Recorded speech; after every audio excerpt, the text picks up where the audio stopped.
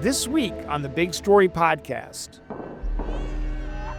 in a nation celebrated as the land of smiles, in the past, Thailand was a country of natural forest. There were more forested areas than cities. So traditionally, people brought guns to protect their lives and properties, to hunt animals and collect.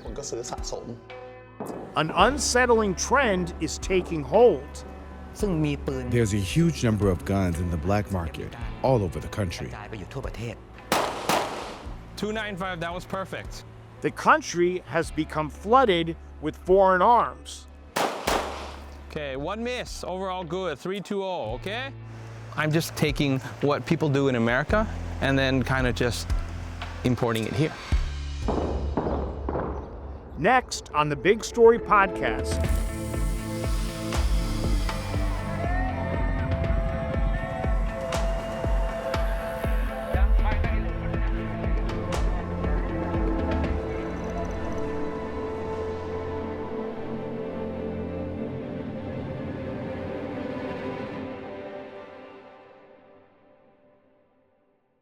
Hi, I'm Joe Zarinko, a producer here at Big Story.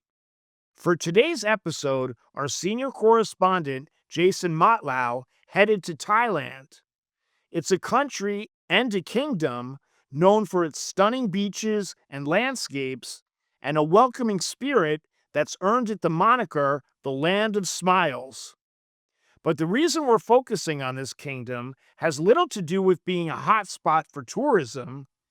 Instead, it's about an issue that might come as a surprise, a trend in mass shootings. Gun violence seems to have taken hold of Thailand. Experts are analyzing the drivers behind this as shooting victims and the general public try to understand why. This episode of the Big Story Podcast is called Loaded: Guns in Thailand.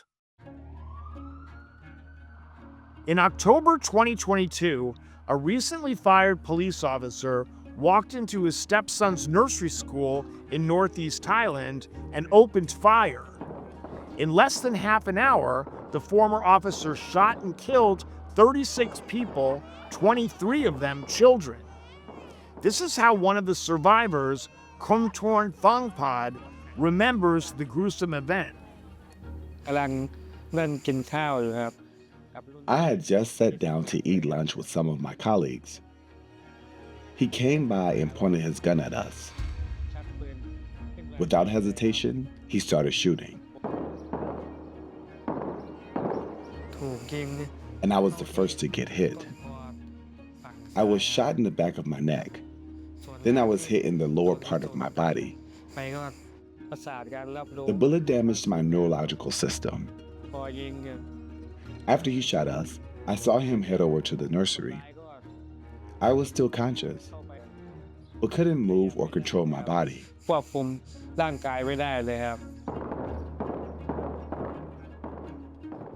Kumtorn's 4-year-old nephew was killed during the massacre.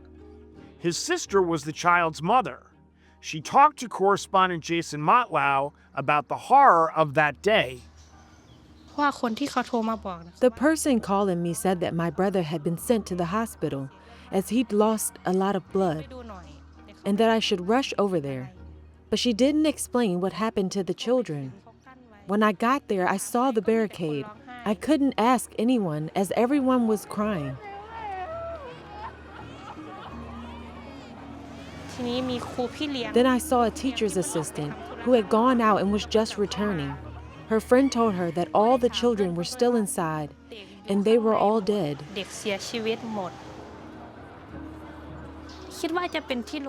I never thought it would happen at a school, and the children were all so young. It's really too much. The Nang Bual Ampu massacre became one of the deadliest in the country's history. It was not, however, an isolated incident.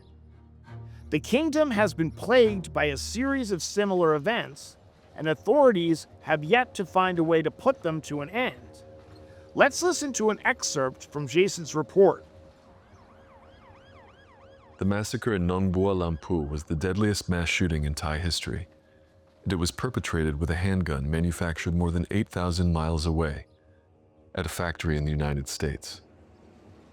The Sig Sauer P365 used by the killer was one of hundreds of thousands that have flooded into Thailand in recent years. Thailand is the single largest importer of semi-automatic weapons made in the US. Despite the kingdom's strict gun control laws, US gun manufacturers found a workaround by cultivating ties with the royal police. Under the country's so-called welfare gun program, police and local officials are permitted to buy weapons at cut-rate prices. In fact, this was how the ex-policeman who carried out the Nong Bua Lampu massacre acquired his gun. Let's hear from Colonel Wiwat Jitsupakul from Thailand's Central Intelligence Bureau. One of its tasks is to deal with organized crime and gun violence. The reason Thailand has the welfare gun scheme for police officers is that Thailand is committed to public safety and also the safety of tourists. The welfare gun program allows government officials to buy cheap but good quality guns. We would like our police officers to practice with actual guns to enhance their abilities to use weapons effectively in real-life situations. We want our police officers equipped with quality guns so they can be confident with their weapons and use them to protect our people and tourists. Part of the justification of the program was that Thai police officers needed access to better weapons in a country already awash in them. Today, it's estimated that Thailand has more than 10 million guns in circulation, or about 1 for every 7 people, by far the most of any Southeast Asian nation. Civilian firearm ownership is 10 times higher than its military holdings, and roughly 40 times that of law enforcement. For the past 3 to 4 years, we realized that guns have been spreading all over the country, mainly through online platforms and social media pages. Anyone can own a gun and buy a gun. These guns are cheap and accessible for youngsters and those with criminal records to buy and use to commit crimes. For experts like Bunwara Sumano from the Thailand Development Research Institute, there are also cultural forces driving this phenomenon. Thailand, like many patriarchal societies, we do have certain level of toxic masculinity that dictates how real men should behave, and guns and violence are part of that through portraits of medias or certain military programs that we all heard about, very hard training, very violent trainings. And since military has been a major part in Thai society and politics, so this kind of experience or perception that violence is a part of life is kind of been unnoticed for a while, since it's embedded in the society for a long time. For all the guns in the country, mass shootings are a new phenomenon in Thailand. While many factors are at play, experts can't discount a link between social media and the United States, where they become commonplace. I wouldn't say there's no linkage. There's a possibility that he has been doing some research how he should carry out this kind of thing. And yeah, you can say mostly available examples are from the US. The news, the media, there has been borderless, right? With the online world, you don't know how people receive news or communicate with each other. There might be some online communities that facilitate the discussion that such mass shooting is the thing to do to solve your problem at school.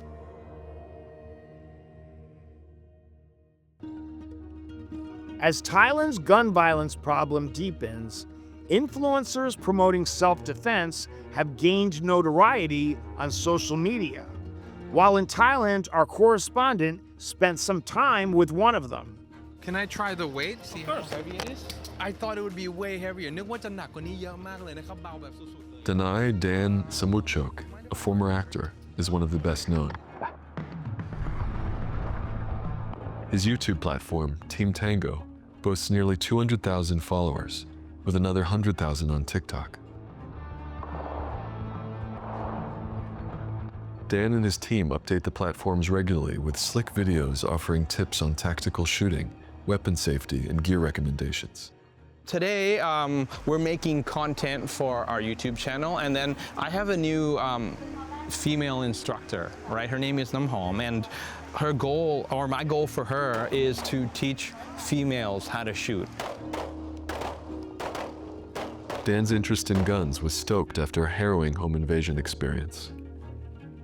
During the home invasion, I called the cops, and it took the cops 8 minutes to get to my house. And according to everybody, 8 minutes is an extraordinarily fast amount of time. But for me, I realized that things could have gone bad in 8 minutes, and I essentially didn't have anything to defend myself with. This facade that we're given, that society is very safe, and if there's anything, you know, call a guard, call the cops, call your neighbor, someone will save you. It turns out that maybe they don't save you. And then I realized that the best tool for dealing with anything is a gun.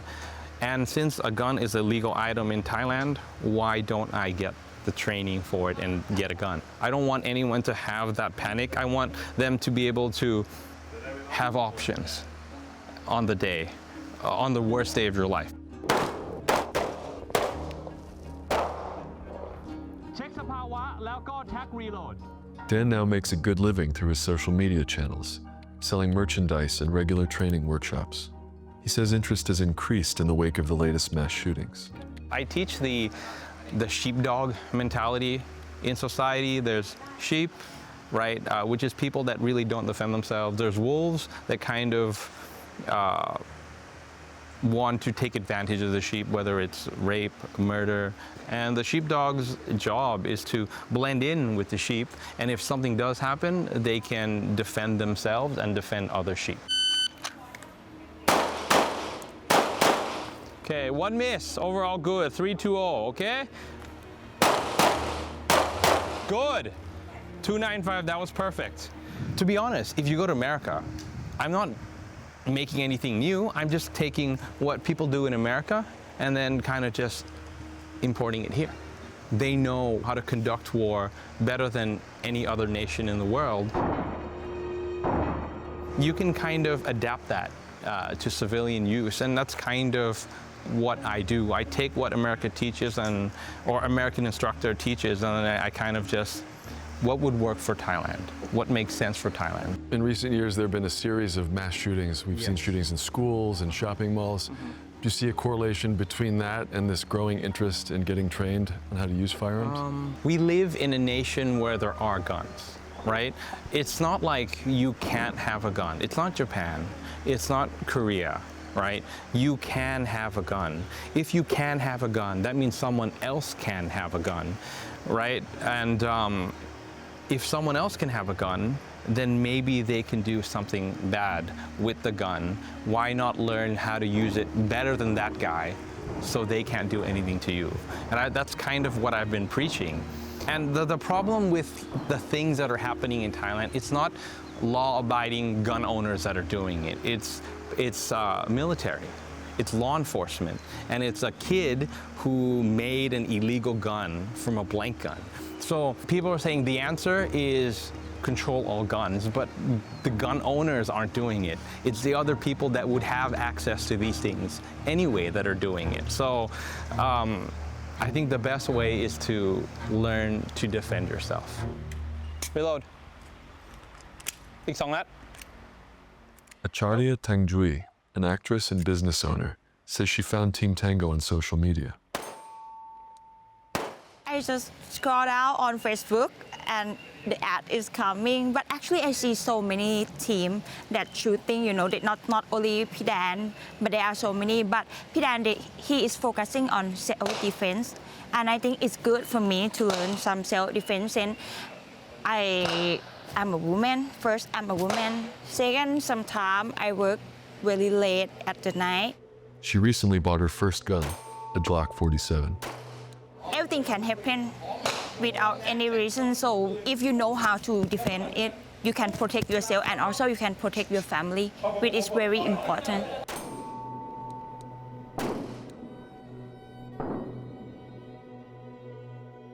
The popularity of Dan and other self-defense influencers highlights the grim reality many in Thailand have been forced to confront, leading to some hard-hitting questions.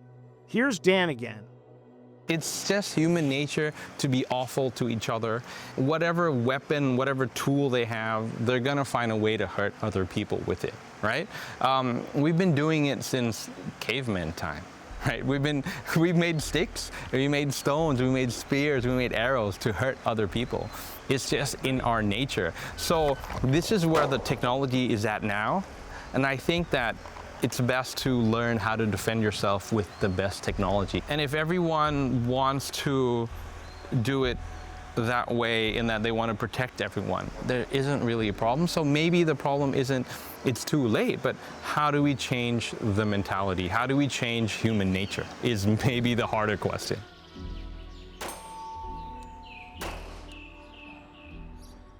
Even in the most challenging of circumstances, there are those who respond to adversity with courage, hope, and kindness.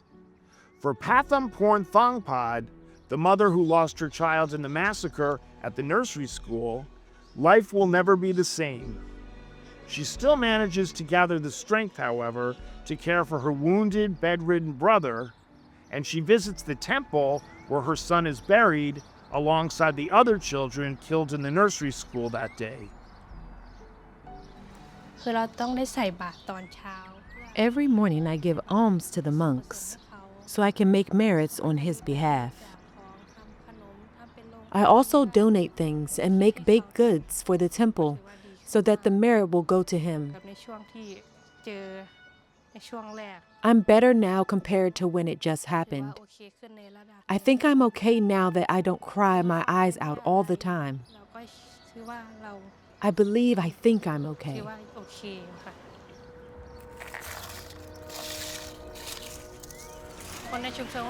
People in the community are more cautious. They tend to look out for themselves a bit more. They've become more protective at the family level. Before, we would go anywhere and feel carefree, but not anymore. Everyone is more guarded and cautious. I don't know if this mass shootings are a trend, but I ask for this not to happen again. It's such an unbearable loss. I pray it never happens again.